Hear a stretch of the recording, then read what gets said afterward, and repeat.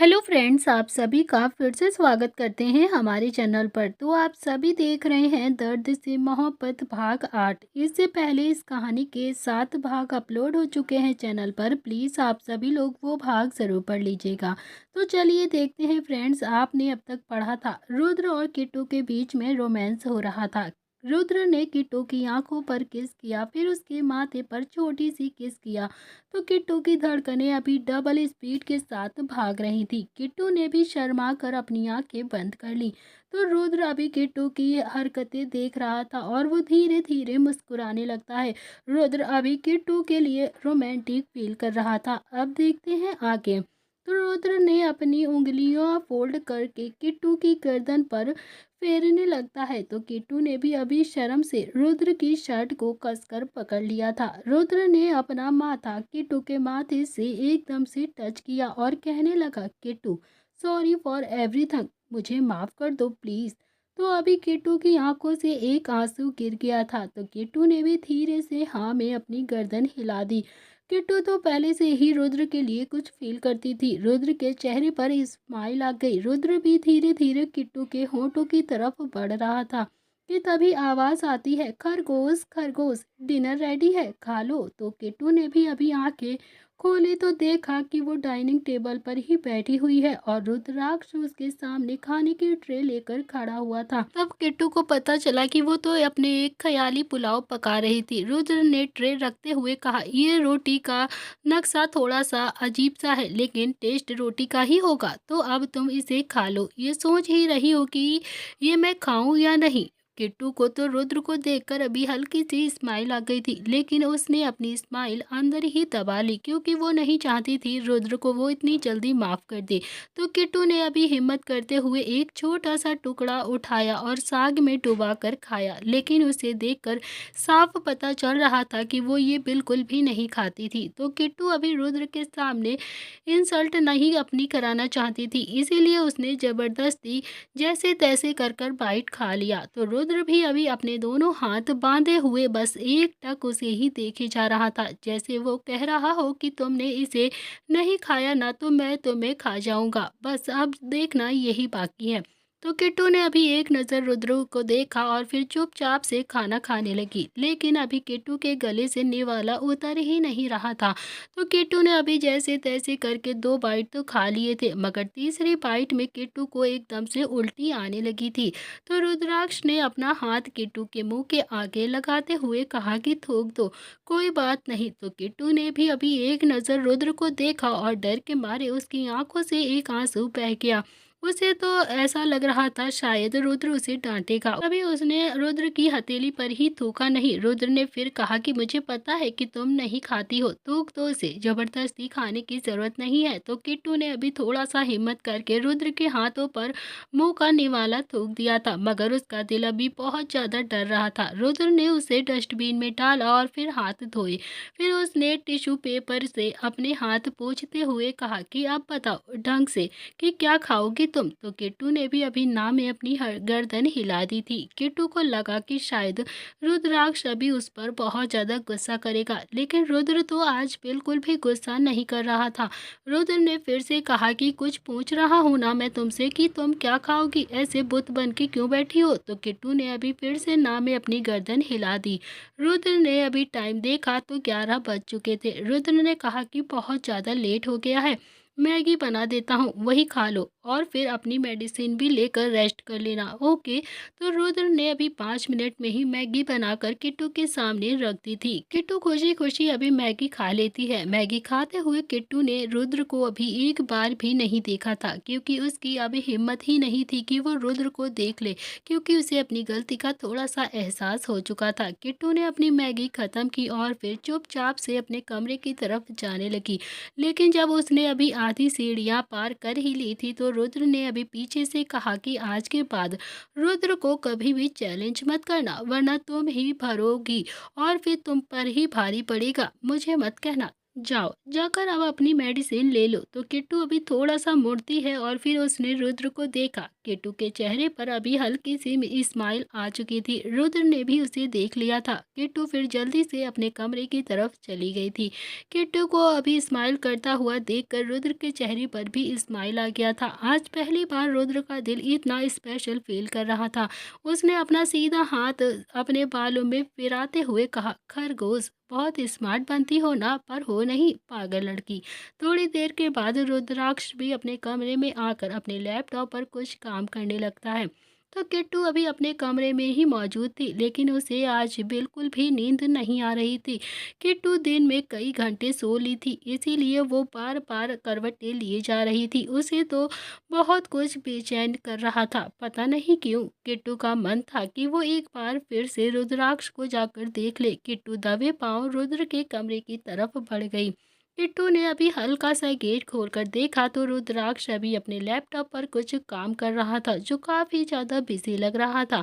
तो किट्टू को एकदम से याद आया कि खाना तो रुद्र ने भी नहीं खाया है, वो तो बस उसकी जिद को पूरा कर रहा था। तो किट्टू अभी नीचे गई और उसने रुद्र के लिए सब्जी डालकर मैगी बनाई। किट्टू मैगी का बाउल लेकर ऊपर आती है। उसने हल्का सा गेट खोलकर देखा तो रुद्र अभी वहां पर नहीं था। तो किट्टू अभी जल्दी से कमरे में गई और उसने बाउल रख दिया और उस साथ ही एक चिट भी रखी। जैसे ही वो वापस पलटी तो रुद्र से टकरा गई। रुद्र अभी फ्रेश होकर ही आया था, तो रुद्र के बदन पर अभी हल्का सा पानी था और एक टॉवल ही था, और एक टॉवल से वो अपने गीले बालों को पोंछ रहा था। तो किट्टू अभी रुद्र से टकराने से गिरने ही वाली थी कि तभी रुद्र ने उसे कमर से पकड़ लिया। किट्टू की धड़कनें तेज होने लगी। रुद्र ने किट्टू की तरफ देखकर कहा, तुम्हें कहा था ना कि मेडिसिन लेकर रेस्ट करना, तो फिर तुम यहाँ पर क्या कर रही हो? किट्टू अभी रुद्र को बिना कपड़े के देखकर बहुत ही बुरी तरीके से घबरा गई थी। उसे बहुत ही ज्यादा शर्म भी आ रही थी। तो किट्टू अभी रुद्र का हाथ अपनी कमर से धीरे धीरे हटाने की कोशिश करने लगती है, लेकिन रुद्र ने तो अपनी पकड़ और भी ज्यादा मजबूत कर ली। रुद्र के बालों से टपकता हुआ पानी किट्टू के चेहरे पर गिर रहा था, जिससे किट्टू का खिला हुआ बदन और भी खिल रहा था, जिससे किट्टू ने अपनी आंखें बंद कर ली थी। रुद्र ने भी थोड़ा सा महसूस किया कि किट्टू अभी बहुत ज्यादा घबरा रही है, तो उसने अपनी पकड़ थोड़ी सी ढीली की। तो किट्टू ने इस बात का फायदा उठाया और वो जल्दी से रुद्र को हल्का सा धक्का देकर वहां से भाग गई। तभी रुद्र ने जब किट्टू को ऐसा करता हुआ देखा तो उसके चेहरे पर भी स्माइल आ गई। फिर उसने खुद को जाकर मिरर में देखा और खुद से ही कहा कि रुद्र, आजकल कुछ ज्यादा ही नहीं हंसी आ रही है तुम्हें? लगता है तुझे कहीं प्यार तो नहीं हो गया? मुझे लगता है कि तुझे अपने काम पर ध्यान देने की जरूरत है, ना कि किट्टू पर। तभी रुद्र ने जब मिरर में खुद को देख रहा था तो उसकी नजर भी अपने चेहरे पर लगी हुई कट पर गई, जो कि कल रात किट्टू के नाखून से लग गया था। तो रुद्र भी उस पर हल्की सी उंगली लगाते हुए हल्का मुस्कुराने लगा। अगले ही पल रुद्र ने खुद को फिर से डांटा, रुद्र तो फिर से मुस्कुरा रहा है, अब ऐसा नहीं चलेगा, चल चल अपने काम पर जाकर ध्यान दे। तो रुद्र ने भी लोअर टी शर्ट पहना और फिर अपना लैपटॉप उठाकर काम करने लगा। तभी उसकी नजर वहां रखी मैगी के बाउल पर पड़ गई। रुद्र भी बहुत स्मार्ट था, वो एक सेकेंड में ही समझ गया। उसने खुद से कहा कि अच्छा, तो किट्टू इसीलिए कमरे में आई थी, उसे भी ना क्या जरूरत थी ये बनाने की। रुद्र ने मैगी के बाउल की तरफ देखा, जो कि अभी देखने में बहुत ही ज्यादा टेस्टी लग रही थी। रुद्र ने जल्दी से बाउल उठाकर देखा तो उसके नीचे अभी एक चिट भी मौजूद थी। उसमें लिखा था, रुद्र जी, घास फूस तो आप ही नहीं खाते हैं ना, तो इसीलिए खाना तो आपने भी नहीं खाया था। ये खा लीजिए और हमें माफ कर दीजिए जो हमने आपको इतना परेशान किया। चिट पढ़कर रुद्र के चेहरे पर फिर से स्माइल आ गई। रुद्र ने फिर खुद को टोकते हुए कहा, Rudra again you are smiling. No, बिल्कुल भी नहीं। रुद्र ने मैगी खाई और फिर स्माइल करते हुए कहा, नो डाउट किट्टू खाना तो बहुत ही अच्छा बनाती है। क्या करूं, इसे सेक लूं क्या? ये होती है ना मैगी, मैंने तो बस बॉईल करके ही उसे दे दी थी। दूसरी तरफ अभी किट्टू जो अपने कमरे में आई थी, वो बहुत ही बुरी तरीके से हाँफ रही थी, जैसे वो कितनी दूर से भागकर आई हो। जबकि उसका कमरा तो रुद्र के कमरे के बिल्कुल बराबर में ही मौजूद था। उसकी धड़कनें जोर जोर से धड़क रही थी। किट्टू ने आकर अपना चेहरा तकिए में छुपा लिया और वो काफी ज्यादा शर्मा रही थी। फिर वो बेड पर लेटकर रुद्र के बारे में सोचते सोचते सो जाती है। इधर दूसरी तरफ अवनी और नील अभी फार्म हाउस जाने के लिए रेडी हो चुके थे। तो अवनी ने अभी दादी को अपने गले लगाकर कहा कि ठीक है दादी, अब मैं जा रही हूँ, आशीर्वाद दो कि मैं फतेह होकर ही आऊँ। तो दादी भी अभी हल्के से मुस्कुराते हुए उसे अपने गले लगाती हैं और हल्का चपाट लगाते हुए बोलती हैं, अगर तुम फतेह होकर नहीं आई ना तो मैं तुम्हारी शादी किसी बंदर के साथ ही करवा दूंगी। फिर सपने छोड़ देना नील के देखना। तो अभी आपने थोड़ा सा शर्माते हुए बोलती है, दादी कितने तो स्मार्ट है नील और आप इन्हें बंदर बोल रही हैं। प्लीज बंदर मत कहा करो, मुझे अच्छा नहीं लगता है कोई मेरे पति को बंदर कहे। आप ही बताइए कैसा लगेगा मुझे। तो दादी ने अभी सर पर हाथ मारते हुए कहा, पहले उसे पति तो बना ले, तब जाकर उसे बंदर कहना छोड़ूंगी। 20 फुट दूर रहता है तुझसे। नील दूर से दादी और अवनी की खुसुर फुसुर होते हुए देख रहा था। फिर नील दादी के पास आता है और नील ने दादी के पैर छुए और उन्हें अपने गले लगा लिया। तो नील ने अभी अवनी की तरफ चिढ़ते हुए देखकर कहा कि जब तुम दादी से बात कर रही थी ना तो मैं दूर खड़ा होकर सब कुछ नोटिस कर रहा था। अब अगर तुम चाहो तो मुझे दादी से बात करनी है। तो अभी आपने मुंह बनाकर दूर चली जाती है और नील ने कहा कि दादी, आप जो कुछ भी सोच रही हैं ना वो बहुत ही गलत है, ऐसा कभी नहीं हो सकता। तभी दादी ने नील के सिर पर अपना हाथ फेरते हुए कहा कि आवनी से अच्छी लड़की तुम्हें कभी नहीं मिलेगी बेटा, एक बार उसके बारे में ज़रूर सोचना। और हाँ, ये लड़की तेरे लिए बिल्कुल पागल हो गई है, कुछ भी कर सकती है तेरे लिए। इससे ज़्यादा अभी कोई अपने प्यार का क्या ही सबूत देगा, तुम ही समझो। तो नील ने अभी दादी की तरफ ना में अपनी गर्दन हिलाई और फिर एक बार गले लगाकर सीधा वहां से चला गया। अगले ही पल नील और अवनी दोनों ही गाड़ी में बैठ चुके थे और फार्म हाउस की तरफ आ रहे थे। तो अभी अवनी कंटिन्यू नील को बस प्यार से देखे जा रही थी। उसकी नज़र तो नील से हट ही नहीं रही थी, जिससे नील बहुत ही ज़्यादा अनकंफर्टेबल फील कर रहा था। तो नील ने अभी अवनी की तरफ देखकर थोड़ा चिढ़ती हुई आवाज में कहा, अवनी तुम मुझे ऐसे घूरना कब छोड़ोगी? मैं गाड़ी ठीक से नहीं चला पाऊंगा अगर तुम ऐसे घूरती रही। तुम उस साइड विंडो की तरफ भी तो देख सकती हो ना। तो अभी अवनी ने एक प्यारी सी स्माइल के साथ कहा कि नील एक काम कीजिए कि आप यहाँ पर बैठ जाइए और फिर गाड़ी में चलाती हूँ, और आपका जितना भी मन करे मुझे प्यार से देख लीजिएगा, मुझे कोई प्रॉब्लम नहीं है, मैं बिल्कुल भी मना नहीं करूंगी आपको। तभी नील थोड़ा सा गुस्से में अवनी को घूरते हुए बोलता है कि कनाडा जाकर तुम गोबर खाने लगी हो क्या, जो तुम्हारे दिमाग में भी गोबर ही भरा पड़ा हुआ है। तो अभी अवनी ने नील की हाँ में हाँ मिलाते हुए कहा कि हाँ हाँ बिल्कुल ठीक कहा आपने, भरा तो है, मेरे दिमाग में गोबर ही तो भरा है, तभी तो इतनी बड़ी दुनिया में मुझे बस आप ही पसंद आ गए, नहीं तो आगे पीछे घूमते हैं हमारे लड़के। एक आप है कि मुझे देखते भी नहीं और एक मैं हूँ जो सुबह शाम बस आपके बारे में ही सोचती रहती हूँ, आपके सिवा मुझे कोई दिखता नहीं। फार्म हाउस में अब तक 4 सर्वेंट आ चुके थे। निहाल आज जल्दी से रेडी होकर ऑफिस के लिए निकल गया था क्योंकि उसकी आज बहुत ही ज़्यादा इम्पोर्टेंट मीटिंग थी। रुद्र अभी अपने कमरे में रेडी हो रहा था और उसकी नज़र अभी मालती को दी हुई दवाई पर जाती है जो कि उसने किट्टू के लिए दी थी, जो उसने अभी ड्रेसिंग टेबल पर रखी हुई थी। तो रुद्र ने अभी दवाई उठाई और वो सीधा किट्टू के कमरे की तरफ चला गया उसे वो दवाई देने के लिए। तो किट्टू तभी अभी वॉशरूम में थी, वो बाथरूम से नहा कर निकली ही थी कि तभी रुद्र किट्टू को देखकर गेट पर ही रुक जाता है। किट्टू अभी टॉवल से अपने बालों को सुखा रही थी और रुद्र बस किट्टू की खूबसूरती को देखे जा रहा था। उसकी खूबसूरती उसकी नज़रों से हट ही नहीं रही थी। तभी थोड़ी देर के बाद उसने अपना इमोशंस को कंट्रोल किया और गेट को नॉक करते हुए कहा, खरगोश खरगोश। तभी किट्टू ने एकदम से पलटकर देखा तो रुद्र ने कहा कि खरगोश, मुझे कुछ बात करनी है तुमसे। तो किट्टू ने अभी जल्दी से अपने बालों को जूड़ा बनाया और फिर रुद्र के सामने आकर खड़ी हो गई। तभी रुद्र ने एक नज़र अभी किट्टू को देखा, फिर उसने अपने हाथ में पकड़ी हुई वो दवाई को फिर से किट्टू को देकर कहा कि ये लो, ये दवाई है और ये मालती ने तुम्हारे लिए भेजी है। रुद्र की हिम्मत तो नहीं हो रही थी कि वो किट्टू से अभी कुछ भी पूछ ले, इसीलिए उसने बात पलटते हुए कहा कि खरगोश, निहाल ऑफिस चला गया है और मैं भी जा रहा हूँ। सर्वेंट घर में आ चुके हैं। आज तुम घर से बाहर भी मत जाना और कोई भी काम नहीं करोगी तुम। कोई भी प्रॉब्लम होगी तो तुम मुझे कॉल कर लेना, ठीक है? और फिर नील और अवनी भी आज दोपहर तक शायद फार्म हाउस आ जाएंगे। तुम्हें कोई प्रॉब्लम नहीं होगी। नील के आ जाने के बाद तुम उसे सारी बात बता सकती हो अगर कोई भी प्रॉब्लम हो। तो किट्टू ने हाँ में अपनी गर्दन हिला दी। तभी रुद्र अभी नीचे आया और उसने देखा कि चार सर्वेंट अपना काम कर रहे हैं और एक सर्वेंट किचन में काम कर रहा था और दो सफाई कर रहे थे और एक गार्डन में काम कर रहा था। रुद्र ने अपनी नजरें चारों तरफ घुमाई। उसे सब कुछ ठीक ठाक लगता है। तभी उसने अपनी गाड़ी को निकाला और अपनी गाड़ी में बैठकर सीधा ऑफिस के लिए निकल गया।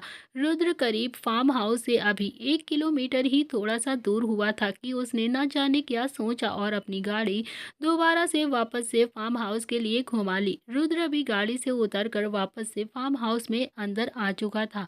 उसने देखा कि चारों नौकर अभी भी वही काम कर रहे थे जैसा कि उसने अभी कुछ देर पहले देखा था। तभी रुद्र ने सोचा कि चारों नौकर तो मेल है। अगर इन चारों में से किसी ने भी किट्टू को कुछ भी किया तो या कुछ कहा तो तभी किट्टू मुझे बता भी नहीं पाएगी क्योंकि उसके अंदर तो आवाज़ ही नहीं है। उसे किट्टू का ऐसे नौकरों के बीच में अकेला छोड़ना सही नहीं लगा। इसीलिए रुद्र ने किट्टू को आवाज़ लगाई, खरगोश खरगोश। किट्टू भी कुछ ही सेकंडों में रुद्र के सामने आ गई क्योंकि वो रुद्र की एक आवाज़ में जल्दी से भागकर आ जाती थी। रुद्र को ना जाने क्यों अभी नौकरों को देखकर कुछ नेगेटिव वाइब्स आ रही थी। इसीलिए उसने किट्टू को देखकर कहा कि खरगोश गेट रेडी, तुम भी मेरे साथ आज ऑफिस चल रही हो। जल्दी से रेडी होकर आओ, आज तुम्हें मैं ऑफिस लेकर चलूंगा। किट्टू अभी रुद्र की तरफ देख रही थी, आंखें फाड़ कर। उसे तो समझ ही नहीं आ रहा था ऐसा क्यों कर रहा है रुद्र, क्योंकि आज तक वो फार्म हाउस के बाहर भी नहीं गई थी। पिछले 3 महीने में वो एक कैदी की तरह ही फार्म हाउस के अंदर ही रहा करती थी और आज पहली बार रुद्र उसे अपने साथ ले जाना चाहता था। फार्म हाउस बहुत बड़ा था लेकिन फिर भी किट्टू का मन बाहर जाने का हमेशा किया करता था। आज रुद्र ने उसे खुद से बाहर चलने के लिए ऑफिस के लिए कहा था तो उसका दिल थोड़ा सा खुश हो गया था। रुद्र ने देखा कि किट्टू अभी काफ़ी ज़्यादा हैरानी से उसे ही देख रही है। तभी रुद्र ने फिर से कहा, खरगोश मैंने कहा ना कि तैयार हो जाओ, हम ऑफिस चल रहे हैं, ऐसे देख क्यों रही हो मुझे। तभी किट्टू थोड़ा सा खुश हो गई और हाँ में अपनी गर्दन हिलाकर जल्दी से अपने कमरे में चली गई रेडी होने के लिए। रुद्र अभी नीचे हॉल में ही किट्टू का वेट करने लगता है लेकिन 20 मिनट के बाद भी किट्टू अभी रेडी होकर नीचे नहीं आई थी। अब रुद्र का गुस्सा काफ़ी ज़्यादा बढ़ चुका था। उसने खुद से कहा कि ये सारी लड़कियां तैयार होने में इतना टाइम क्यों लगाती हैं। अरे छोटे से कपड़े ही तो पहनने हैं, पता नहीं इतना टाइम क्यों लगता है। करीब आधा घंटा इंतज़ार करने के बाद रुद्र खुद ही किट्टू के रूम में चला गया और रुद्र ने अभी किट्टू के रूम में देखा तो किट्टू अभी एक कोने में बैठकर रो रही थी। किट्टू को ऐसा रोता देख रुद्र को थोड़ी सी घबराहट सी महसूस हुई और उसने मन ही मन सोचा कि ये ऐसे रो क्यों रही है। तभी रुद्र किट्टू के पास जाकर अपने पंजों के बल बैठ गया और कहने लगा, रो क्यों रही हो खरगोश, क्या हुआ है बताओ मुझे, आखिर तुम तैयार क्यों नहीं हो, लेट हो रहा है ना हमें, तुम तैयार भी नहीं हुई हो और ऐसे रो रही हो, बताओ मुझे क्या हुआ। तो किट्टू ने अभी रुद्र की तरफ देखकर सुबकते हुए कहा कि कुछ नहीं। तो रुद्र को अब थोड़ा सा गुस्सा आने लगा था। रुद्र उठा और उसने एक पेपर पेन लिया और किट्टू को पकड़ाते हुए कहा कि किट्टू मुझे बताओ कि क्या हुआ है तुम्हें, जल्दी से इसमें लिखो वरना तुम मेरा गुस्सा जानती हो, अगर मुझे गुस्सा आ गया तो फिर तुम और भी ज़्यादा रोगी। तो किट्टू ने पेपर पेन लिया और उसने लिखा कि मेरे पास तो कोई ड्रेस ही नहीं है, मैं क्या पहनूं जिससे आपकी इमेज खराब ना हो। तो रुद्र ने अभी उस नोट को पढ़ा और किट्टू के कबर्ड को खोलकर देखा तो उसमें भी 4 सूट रखे हुए थे जिसे किट्टू डेली के कामों में पहना करती थी और एक वेडिंग ड्रेस था, एक हॉट पिंक कलर की साड़ी थी जिसे किट्टू ने शादी के पहले दिन पहनी थी, जिसे रुद्र ने उसे उतारने के लिए बोल दिया था। एक गाउन था जिसे रुद्राक्ष ऑलमोस्ट फाड़ चुका था। रुद्र को एक सेकंड के लिए अपनी गलती महसूस हो गई थी। उसे याद आ गया कि उसने उसके साथ बहुत गलत किया है। उसने कभी भी किट्टू के उसकी ज़रूरतें के सामान के अलावा कुछ पूछा ही नहीं था और उसे कभी ना कुछ ला कर दिया था। तो किट्टू रोए ना तो क्या करे, एक पति होने का कोई भी फर्ज आज तक उसने नहीं निभाया था। उसे बहुत ही ज़्यादा गुस्सा आ रहा था खुद पर, लेकिन रुद्र भी हार्टलेस था, उसे ज़्यादा फर्क तो नहीं पड़ा था।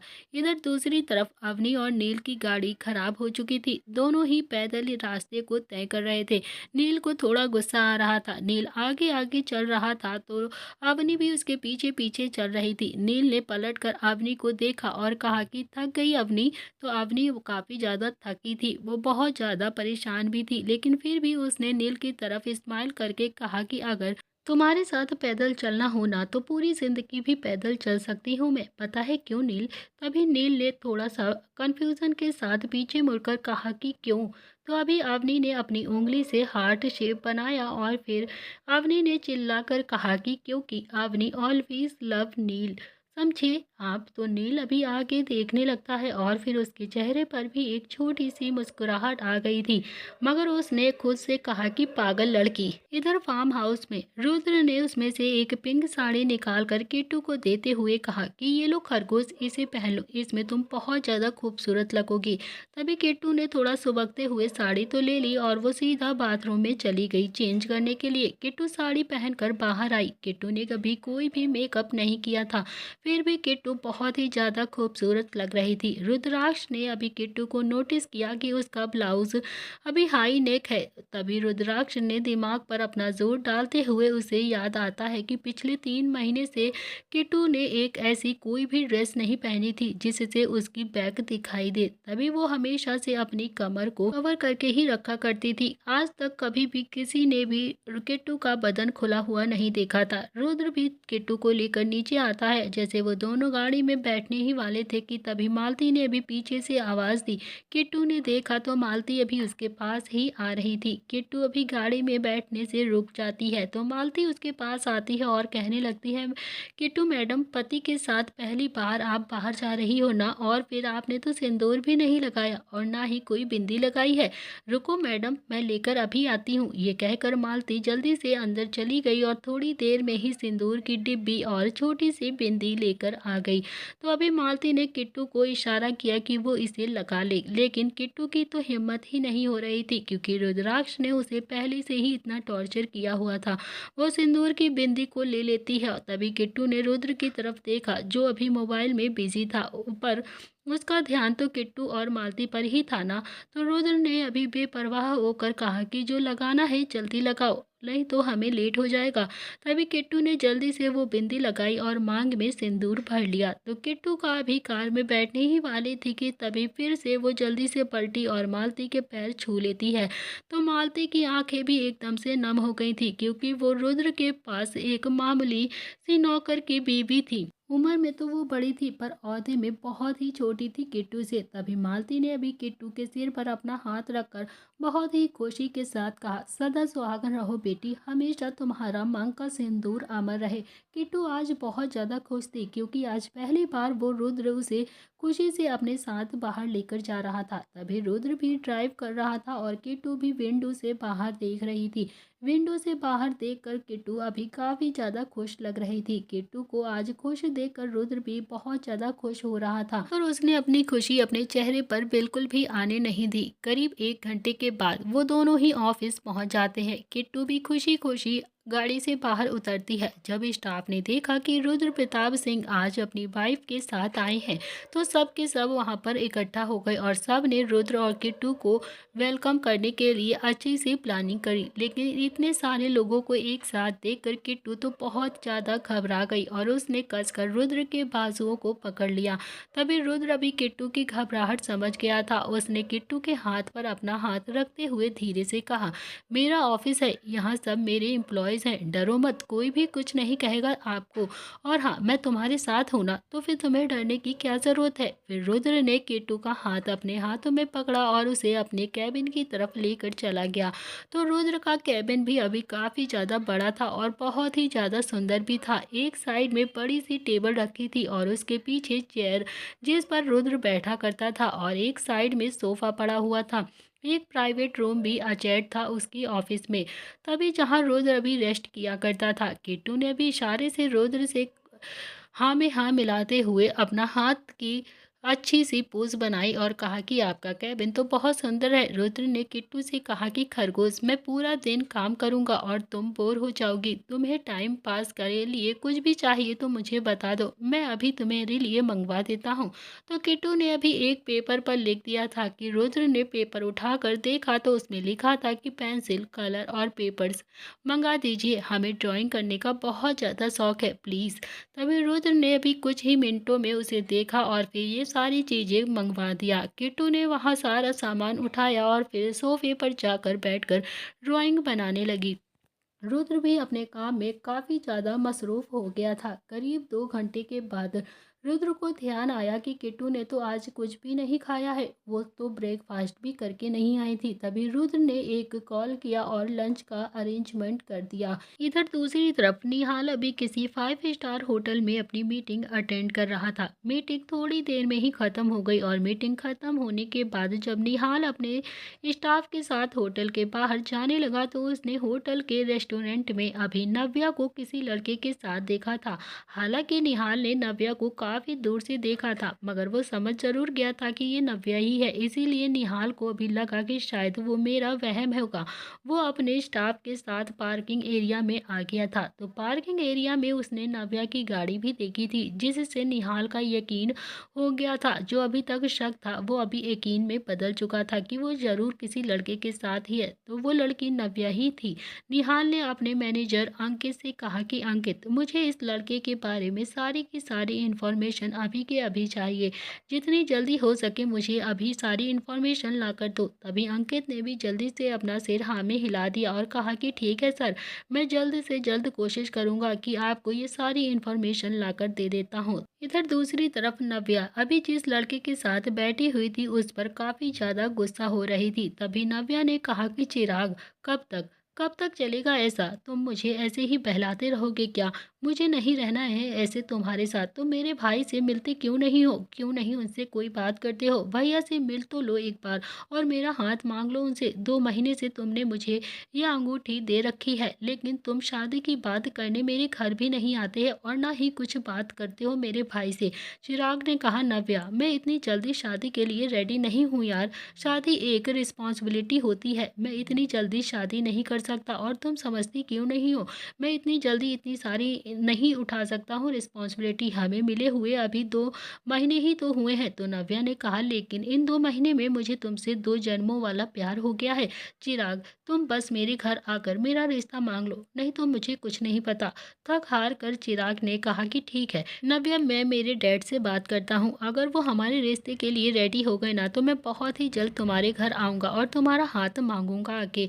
ये बात सुनकर नव्या काफ़ी ज़्यादा खुश हो गई। इधर अभी दूसरी तरफ अवनी चल चल कर काफ़ी ज़्यादा थक हो गई थी, पर वो उसके चेहरे पर जरा सी भी शिकायत नहीं लाना चाहती थी। नील ने जब देखा कि अवनी अभी बहुत ज़्यादा थक गई है और वो जानबूझकर उसे कुछ नहीं बता रही है, उसने अवनी का हाथ पकड़कर एक जगह पर बैठाया और फिर अवनी से कहा कि अवनी, ये शूज उतार लो और नंगे पैर चलो, देखना फिर तुम्हारे पैरों को ज़रूर रिलैक्स मिलेगा। लेकिन अवनी इतना ज़्यादा थक गई थी कि शूज उतारने की हालत में भी नहीं थी। अवनी को काफ़ी ज़्यादा थकान लग गई थी और उसकी तबीयत भी खराब होने लगी थी। नील ने अवनी के पैरों पर हाथ लगाया तो अवनी ने अभी नील के हाथ को पकड़ लिया। नील ने अवनी से कहा कि छोड़ो छोड़ो मेरा हाथ, मैं तुम्हारी शूज उतार देता हूँ, क्योंकि सबकी केयर करना नील के नेचर में ही था। तो अवनी ने कहा कि आप पागल हो गए हैं क्या? आप मेरे पैरों को हाथ लगाओगे? कभी भी नहीं। दादी कहती है कि पति पत्नी के पैरों पर हाथ नहीं लगाता है, वरना पत्नी को पाप चढ़ता है, और मैं नहीं चाहती कि आपके छूने से मेरे ऊपर कोई भी पाप चढ़े। पति पत्नी की बात सुनकर नील को अभी काफी गुस्सा आ गया था और उसने गुस्से में अवनी की तरफ देखकर कहा, अवनी, तुम्हारा दिमाग सच में खराब हो गया है क्या? तुम क्या चाहती क्या हो? क्या चाहती हो तुम? क्या भर लिया है तुमने अपने दिमाग में मेरे और अपने बारे में? मैं तुमसे प्यार नहीं करता हूँ, कान खोल कर सुन लो, कभी भी तुमसे ना शादी करूंगा और ना ही कभी प्यार करूंगा। ये बात अपने दिल और दिमाग में अच्छे से बैठा लो, समझी तुम? तो अवनी को अभी नील की बात काफ़ी ज़्यादा हर्ट हो गई थी, लेकिन वो इतना ज़्यादा थक गई थी कि उसने नील की बातें इग्नोर कर दी और फिर थोड़ा रेस्ट करने के बाद अपने शूज उतार कर फिर से नील के पीछे पीछे चलने लगी। अभी अवनी को काफ़ी ज़्यादा हर्ट हो रहा था क्योंकि नील ने उससे बहुत ही ज़्यादा इरिटेट होकर बात करी थी। इधर रुद्र के ऑफिस में किट्टू और रुद्र अभी दोनों ही साथ में लंच कर रहे थे। लंच करने के बाद किट्टू फिर से अपनी ड्राइंग करने लगती है और रुद्र भी अपने काम करने लगता है। वो दोनों ही अपने अपने काम में बिजी थे। रुद्र को भी कुछ इम्पोर्टेंट फाइल पास करनी थी, इसीलिए रुद्र खुद के एक सीनियर एम्प्लॉय के पास जाने लगा। तभी रुद्र ने रास्ते में दो तीन लड़कियों को बातें करते हुए सुना कि जो किट्टू की तारीफ कर रही थी। तभी एक ने कहा कि रुद्र सर कितने ज़्यादा लकी हैं और कात्यायनी मैम कितनी ज़्यादा सुंदर है। हमें तो लगता ही नहीं था कि रुद्र सर को इतनी अच्छी लड़की मिलेगी, एकदम परी जैसी। दूसरी लड़की ने कहा कि हाँ देखो ना, एकदम मासूम सी लगती हैं, जैसे बस भगवान ने ही उन्हें सर के लिए बना दिया हो। मैम ने तो अभी कोई भी मेकअप नहीं किया है, तभी भी वो कितनी ज़्यादा सुंदर लग रही हैं यार। उन्होंने तो बस थोड़ा सा सिंदूर और एक बिंदी ही लगा कर रखी है, बस तभी भी वो एकदम से परफेक्ट लग रही हैं। एक मेल एम्प्लॉय आता है और उन तीनों लड़कियों को कहने लगता है कि वो सब तो ठीक है, लेकिन तुम्हें पता है क्या कि कात्यायनी मैम बोल नहीं सकती हैं। तो एक लड़की ने कहा, अरे मैडम की आंखें देखी है क्या तुम लोगों ने? आंखें ही इतना ज़्यादा बोलती हैं तो बोलने की ज़रूरत ही क्या है? वैसे वो बहुत ज़्यादा सुंदर हैं। और वैसे तुम्हें पता तो होगा ही कि रुद्राक्ष सर कितने ज़्यादा स्मार्ट हैं। वो तो मैम की बातें बिना बोले ही सुन लेंगे, तो फिर उन्हें बोलने की ज़रूरत क्या है? फिर वो चारों ही हंसने लगते हैं। तभी रुद्र उनकी बातें सुनकर सीधा धनराज पीले के कैबिन में चला जाता है। तो धनराज जी अभी ऑफिस में सबसे ज़्यादा सीनियर थे, जो कि सारा हैंडल करते थे सारा काम। तो धनराज ने अभी रुद्राक्ष को देखा और कहा कि आओ आओ बेटा। तभी रुद्राक्ष ने कहा कि अंकल बैठना नहीं है, बस हमें ये फाइल आपको देनी थी, वही देने के लिए आया हूँ। और हाँ प्लीज़, आपके जो कॉन्ट्रैक्ट मैंने और सोमनाथ ने साइन किया था ना, उसे तोड़ने के लिए सोचो। मैं जल्द से जल्द वो कॉन्ट्रैक्ट तोड़ना चाहता हूँ, ताकि सोमनाथ को ज़्यादा से ज़्यादा लॉस का सामना करना पड़े। कुछ भी करके मैं उसे उसकी औकात दिखाना चाहता हूँ। अब मैं उसके साथ कोई बिजनेस नहीं करना चाहता हूँ, बस उसे रोड पर लाना चाहता हूँ। तभी धनराज ने कहा, रुद्र बेटा, वैसे उड़ते उड़ते खबरें मिली हैं कि सोमनाथ ने उस कॉन्ट्रैक्ट को 60% कंप्लीट कर दिया है, और अगर उसने ये कॉन्ट्रैक्ट 85% कंप्लीट कर दिया ना, तो तुम्हारे साइन की कोई वैल्यू भी नहीं होगी और ना ही तुम्हारे इसमें कोई भी इन्वॉल्वमेंट की जाएगी। तो सोमनाथ ने अभी अपने दम पर ही वो सारा कॉन्ट्रैक्ट 60% कंप्लीट कर दिया है। तो क्या सोचते हो तुम? क्योंकि तुम भी जानते हो और मैं भी जानता हूँ कि सोमनाथ के पास पैसों की अभी कोई भी कमी नहीं है, उसके पास पावर भी है, तो वो ये काम जल्द से जल्द करेगा। अगर ये बात झूठ है तो हम जल्द से जल्द कोई सोल्यूशन निकालना ही पड़ेगा। और हाँ, अगर ये बात सच नहीं है तो तुम जल्द से जल्द ये कॉन्ट्रैक्ट को तोड़ दो, और वैसे भी तोड़ना तो तुम्हें है ही है, तभी सोमनाथ को कुछ लॉस होगा। रुद्र ने कहा कि ठीक है अंकल, आप जल्द से जल्द कंफर्म कीजिए कि ये बात कितनी सच है और कितनी झूठ है। तभी रुद्र भी वहां से जाने लगता है, मगर उसके दिल में अभी बदले की आग फिर से आ चुकी थी। तभी धनराज कहा, बेटा इतने सालों में आज मैं तुम्हें पहली बार इतना ज़्यादा खुश देख रहा हूँ, आखिर क्या वजह है? रुद्र के चेहरे पर स्माइल तो आ गई, लेकिन वो धनराज की तरफ एकदम से पलटा नहीं। उसने बिना मुड़े ही कहा कि अंकल आपका वहम है, ऐसा कुछ भी नहीं है, मैं किसी भी बात से खुश नहीं हूँ। तभी धनराज ने हंसते हुए कहा कि ऐसी बात नहीं है तो मुझे देख कर बोलो ना बेटा, उधर पलट के क्यों बोल रहे हो? तभी रुद्र के चेहरे पर हल्की मुस्कुराहट थी, वो धनराज की तरफ नहीं देखना चाहता था। तभी धनराज जी ने कहा कि मैंने बचपन में तुम्हें खिलाया है और तुम्हारे पापा के साथ 10 साल काम किया है, तो तुम्हें 25 साल से देख रहा हूँ मैं, और ये आंखें धोखा नहीं खा सकती। आज जरूर कोई ना कोई तो बात है तुम्हारे अंदर, जो भी है सोमनाथ की बेटी के लिए जज्बात पनप ही रहे हैं, उन्हें रोको मत बेटा, वो बहुत ही अच्छी लड़की है, तुम्हें खुश होने का हक है। तुम ऐसे उदास क्यों होते रहते हो? तुम्हें तो खुश रहना चाहिए। अगर तुम कात्यायनी के साथ खुश हो तो तुम्हें उसके साथ अपनी जिंदगी भी बितानी चाहिए और अपनी जिंदगी आगे बढ़ाना चाहिए। तभी रुद्र ने धनराज की बातों का अभी कोई भी जवाब नहीं दिया और चेहरे पर स्माइल लेकर बिना पलटे ही वहां से चला गया।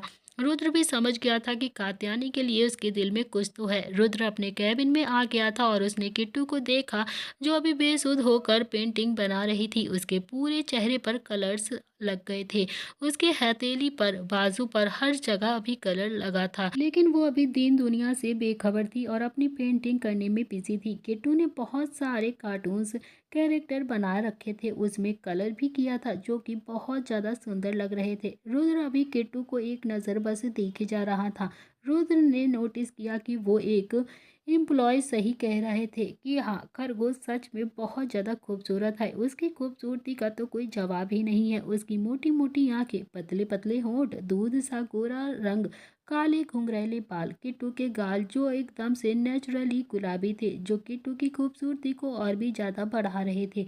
रुद्र को तो ऐसा लग रहा था कि जैसे उसने आज किट्टू को पहली बार देखा है। तभी रुद्र ने अभी मन ही मन कहा कि इसे मैं नहीं चाहता इसे गलती से भी कोई छू ले जिससे ये गंदी हो जाए। तभी रुद्र अभी किट्टू के ख्यालों में ही खोया हुआ था। तभी उसके कैबिन का गेट नॉक हुआ। रुद्र का ध्यान जल्दी से टूटा और उसने कहा कम इन। तभी बाहर से रुद्र का मैनेजर धीरज धीरे धीरे अंदर आ रहा था। धीरज ने एक नज़र किट्टू को देखा और फिर स्माइल की। फिर रुद्र से कहा कि सॉरी सॉरी सर, मैं आज सर्वेंट का अरेंजमेंट नहीं कर पाया था। रुद्र ने अपनी आंखें बंद की और खोलकर कहा कोई बात नहीं। थोड़ी देर में रुद्र का एकदम से फोन रिंग हुआ तो रुद्र ने फोन उठाया और सामने से आवाज़ आती है सर, इन चारों सर्वेंट का क्या करना है जो आपने यहाँ से हटाने के लिए कहा था। तो रुद्र ने कहा कि तब तक मारो जब तक बता ना दें कि किसने भेजा है उन सबको। और फिर रुद्र ने फ़ोन को कट कर दिया। तभी रुद्र फिर से अपने काम करने लगता है। आखिर कौन थे वो चारों सर्वेंट और क्यों रुद्र ने उन्हें इतना ज़्यादा मरवाया था। थोड़ी देर के बाद निहाल ऑफिस आ गया था और निहाल ने जैसे ही किट्टू को ऑफिस में देखा वो एकदम से खुशी से चिल्ला पड़ा। तो किट्टू भी अभी निहाल को देखकर बहुत ज़्यादा खुश हो गई थी। निहाल ने कहा किट्टू तुम यहाँ पर ऑफिस में, व्हाट अ सरप्राइज, और किसके साथ आई हो तुम? अरे हाँ यार, तुम तो रुद्र के साथ ही आई होगी, और भला तुम्हें कौन लेकर आएगा? मैं भी ना कैसे स्टूपिड क्वेश्चन कर रहा हूँ तुमसे, पर यहाँ चमत्कार हुआ कैसे? वो तुम्हें कैसे लेकर आ गया? रुद्र तुम्हें लेकर कैसे आया ऑफिस में? रुद्र ने तुम्हें ऑफिस दिखाया क्या? पता है किट्टू, हमारा ऑफिस ना बहुत बड़ा है। चलो चलो मेरे साथ चलो, मैं तुम्हें सारा ऑफिस दिखाता हूँ। तभी रुद्र ने ताने मारने की टोन में कहा कि इस चमत्कार के बारे में पहले अपने पार्टनर को तो बता दो। तभी निहाल ने कहा कि अरे नील को भी ये बताना चाहिए। हाँ हाँ, मैं तो भूल ही गया। उसने फटाफट से अपना फ़ोन निकाला और फिर नील का नंबर डायल कर दिया। लेकिन नील का नंबर तो अभी स्विच ऑफ आ रहा था। तो निहाल ने कहा कि उसका नंबर तो स्विच ऑफ आ रहा है यार। चलो कोई बात नहीं, मैं उसे बाद में बता दूंगा कि हमारे खरगोश के लिए किसी ने कुछ चमत्कार तो किया। चलो किट्टू, मैं तुम्हें अपना ऑफिस दिखाता हूँ। तभी निहाल ने रुद्र की तरफ देखा और जैसे उसकी परमिशन मांग रहा हो, रुद्र ने भी अपनी आंखें झपकाकर परमिशन दे दी। तो निहाल काफ़ी ज़्यादा खुश हो गया और उसने किट्टू का हाथ पकड़ा और दोनों ही ऑफिस के बाहर आ गए सारा ऑफिस देखने के लिए। तो दोस्तों, इसी के साथ ये कहानी का अध्याय यहाँ पर समाप्त हो रहा है। कैसी लग रही है आप लोगों को किट्टू और रुद्राक्ष की धीरे धीरे नज़दीकियाँ? आप सभी लोग प्लीज़ कमेंट बॉक्स में ज़रूर बताइएगा और कमेंट में ज़रूर बताया करिए कि आपको ये कहानी अच्छी लग रही है या फिर नहीं। तो गाइज़, अब देखना बाकी है नील अवनी की लव स्टोरी और किट्टू और रुद्र की लव स्टोरी। आखिर वो चार सर्वेंट कौन थे और किसने भेजा था उसे फार्म हाउस में? ये सारी चीज़ें पता चलेंगी नेक्स्ट स्टोरी के पार्ट में। आज के लिए इतना ही। Thank you friends.